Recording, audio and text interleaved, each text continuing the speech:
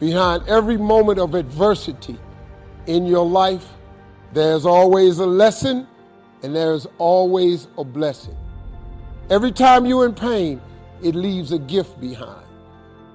Sometimes the breakup is the blessing. See, sometimes you got to get rid of a man in order for God to give you the man that you really need. You just have to hang in there. He might have something better for you. You just can't act too miserable. What do you do when what God gave you to ride in starts coming apart? Do you give up hope? Do you walk away? I don't want you to define success or to ask God to preserve the temporary. See, God promised to get you there, but he didn't say how. And if you're not careful, you will put all your energy and you'll put all of your work into preserving something that God only gave you for a season. Every blessing is not meant to last the journey. God brings some people in your life to get you from point A to point B. The thing you was counting on to get you to the other side. The job you thought you'd retire with. The house you thought you'd have the rest of your life. And the storm got it. How many of you have lost some stuff in the storm? Lost some people in the storm, and it made you feel like a failure. It was a temporary blessing. If it was meant to stay, it couldn't leave. You're in love with what you had. And you think that if your life does not retain the shape that you started with, you don't think that it can get you where you're going. Just because things are broken in your life doesn't mean you can't survive. Just because things are broken in your life doesn't mean you can't survive. Look at your neighbor and say, I'm gonna make it on in off of what I got left. I can't make it off of what I used to have. I cannot be who I was yesterday. I can only take what I got left. He didn't promise to save my boat. He promised to save me. Stop focusing on what you lost and start living on what you've got left. I have learned that every blessing doesn't come to stay. Every friend is not going to be a lifelong friend. And if they walk away, don't stand there and cry over what was, because if you'd have needed them for the future, they would have stayed. I was reading an interesting article about elderly people, and it said elderly people have been proven to live longer if they have anything living in the house. I mean anything, even if y'all don't like each other. You got somebody to roll your eyes at, you live longer. Isn't that crazy? Then they said, it doesn't have to be a person. They said, if you got a cat, or something to worry about, or something to take care of, or something to do, you live longer.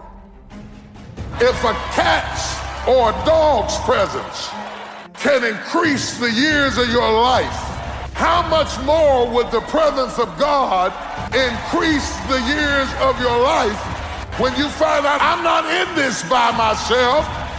I'm not paying these bills by myself. I'm not raising this child by myself.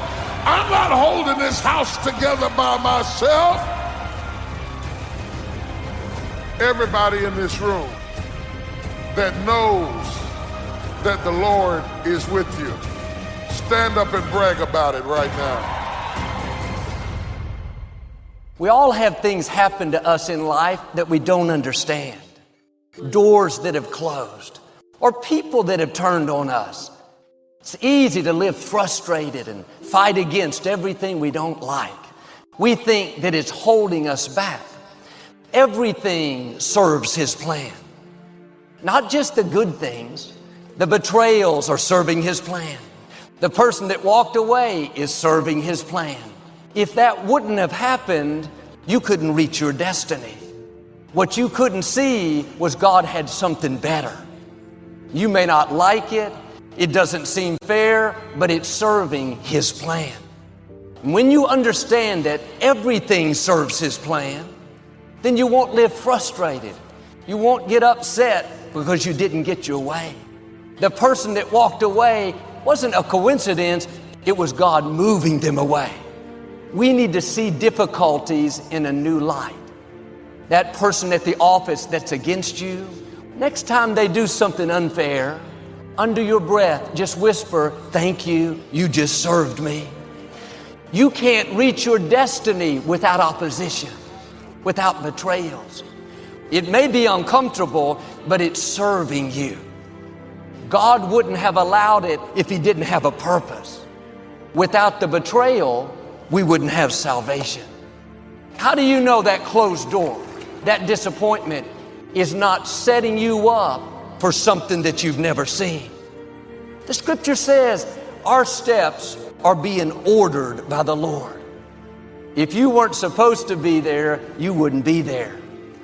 Don't be upset over that person that's trying to make you look bad. You need them to reach your destiny. It wasn't a coincidence. It's positioning you for something bigger. Sometimes it's going to feel like you're going backwards. You have to trust Him when you don't understand. All things work together for good to those that love the Lord. Now the test, while it's not good, will you stay in faith? When it's unfair, will you believe that God is still on the throne? That what He started in your life, He's going to finish? This is what Joseph did. If his brothers had not been jealous, if he had not been sold as a slave, if he had not been put in prison, he would have never made it to the throne. And the things you don't like with Joseph, they are leading you to your destiny. God will use people being against you to move you into your purpose. You need people that try to throw you into the pit so you can take your throne. People can't override what God has ordained for you. I wonder if you're upset over something that's serving His plan. A person that walked away, doesn't make sense. Stay in peace. It's all a part of the plan. God knows what you're going to need in the future. Many of the challenges that you're facing now, they don't have anything to do with now. It's positioning you for something in your future. You will see how God will begin to connect the dots. Instead of being bitter, have a new perspective. It's serving His plan. The betrayal, the closed doors can be discouraging. It's not working against you, it's working for you. God will never close a door without opening a bigger and a better door. If you'll keep the right attitude, one day you'll look back, Lord, thank you for closing that door.